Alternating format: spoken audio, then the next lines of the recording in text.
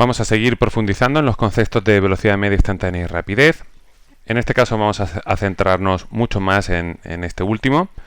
Y para ello vamos a tomar como ejemplo el movimiento de un cuerpo, que vendría representado aquí por este cuadradito naranja. Un cuerpo que se está moviendo insertado en un alambre, ¿de acuerdo? Va describiendo, por lo tanto, un movimiento circular, el movimiento circular con la forma que tiene ese alambre. Entonces, si el cuerpo estuviera aquí, tendría una posición, un vector de posición que podríamos medir con respecto al centro de mi sistema de referencia. Vamos a suponer que está aquí, en este punto A. Las direcciones son la vertical y la horizontal, como hemos hecho otras veces, pero he preferido eliminarlas ahora para añadir claridad. Entonces, si el centro del sistema de referencia está ahí, el vector de posición sería este. Y al cabo de cierto tiempo se mueve. No nos importa ahora mucho el tema este del tiempo. Pues el cuerpo se mueve para alcanzar esta otra posición. Y por lo tanto tendría otro vector de posición, que sería este de aquí. Bueno, pues este sería el movimiento que ha realizado el cuerpo en un intervalo de tiempo dado. Y por lo tanto tendríamos un desplazamiento que sería ese de ahí. Bueno, pues si el cuerpo sigue girando, el vector de desplazamiento iría cambiando, adaptándose a esa situación.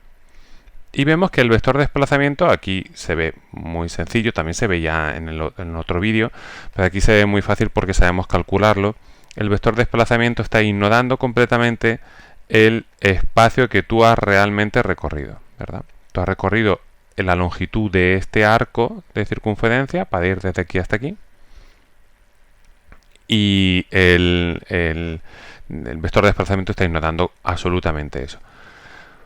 Por lo tanto, la velocidad media que sería, como hemos dicho en el otro vídeo, sería la velocidad que podrías mantener constante durante este tiempo, y produciría el mismo desplazamiento.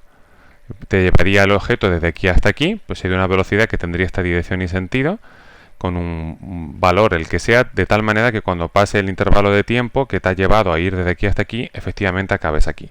Pero has llevado otra trayectoria totalmente diferente, tu trayectoria sería recta. Pero esa velocidad media, pues no siempre es una velocidad que nos sirva para representar el movimiento del cuerpo bien. Y aquí hay determinadas situaciones donde esta falta de representatividad del movimiento parece, bueno, es muy patológica y es muy evidente.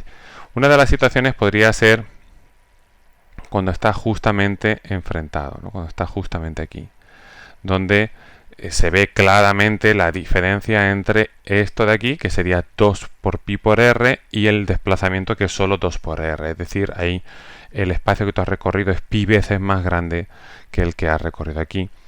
Y la velocidad media, por lo tanto, va a ser muy distinta a la velocidad que tú has tenido que tener para recorrer toda esta distancia en realidad. Pero hay un momento donde es todavía más patológico, y es cuando el cuerpo vuelve a pasar por la misma posición. La velocidad media aquí, como el vector de desplazamiento, al coincidir la posición inicial y la final, delta r es 0. Por lo tanto, la velocidad media es 0. Es decir, que la velocidad media de este movimiento, según esto, es 0. Bueno, claramente, si yo tengo el cuerpo que está dando vueltas a un ritmo constante, digamos una vuelta cada minuto, pues evidentemente esto de aquí no me está representando esa vuelta cada minuto, me está representando otra cosa, y la verdad es que para este caso pues me sirve de bien poco. Entonces, ¿qué necesitamos? Bueno, pues en física vamos creando las magnitudes según nos van haciendo falta para describir el movimiento que tenemos. Bueno, y en este caso es evidente que necesitamos otra magnitud. Esa magnitud va a ser también una velocidad, en este caso no es un vector, por eso no le estoy indicando ninguna raya encima, y se calcula como el espacio que has recorrido partido por el tiempo que has tardado en recorrer ese espacio. Fijémonos que es muy diferente de esta otra definición, porque aquí estamos, para empezar, esto es un vector, y esto es un escalar, y por lo tanto aquí también tenemos un vector que es el desplazamiento y esto es un escalar. ¿Qué sería el espacio recorrido aquí? Pues sería la longitud de toda la circunferencia, que sería 2 por pi por r. Antes he dicho que esto era 2 por pi por r, perdón, sería la longitud hasta este punto que está justo enfrente, sería pi por r, claro, porque es la mitad de la longitud de la circunferencia, pi por r, y lo que tendríamos aquí sería 2 veces el radio, ¿vale? Sería 2r. Entonces pi por r y 2r, pues evidentemente no es lo mismo, es mucho más largo esto otro. Entonces aquí se calcularía como 2 por pi por r, porque estaría dando una vuelta completa, tomando con que estamos tratando con esta situación de aquí. Y el intervalo de tiempo por lo que hayas tardado. Si has tardado un